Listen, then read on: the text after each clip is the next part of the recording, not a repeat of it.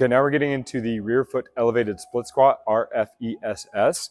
I have this convenient roller set up, and maybe some of your gyms have one of those rear foot elevated split squat stands.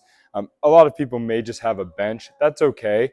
But something to be mindful of is that oftentimes the bench might be too high where you feel like you're getting really strung out behind you on that backside.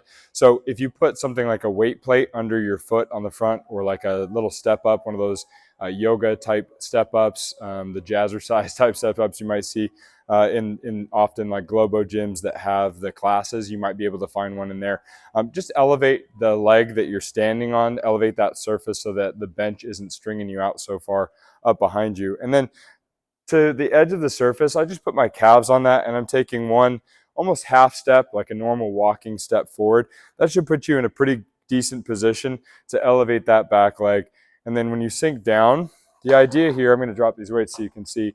The idea here is that I have a slightly positive shin angle for the purposes of this exercise in this program. Sometimes you'll see people go real hip dominant here with a chest fall. Some people are really knee dominant forward, very upright. We're going to find somewhere in between that's more advantageous for an acceleration position, where my head, trunk, and back leg are kind of matching this one fluid line, okay, from knee to the top of my head, and that my forward shin has at least somewhat of a positive shin angle where my knee is getting at least to maybe the front of my toes. Sometimes it'll go over just depending on how long your limbs are. Okay, and we're just going to maintain that position up and down as we go through this exercise. So I'm here, up, here, up. You can see I'm just getting into this angle here as if I could then take off and run from that position.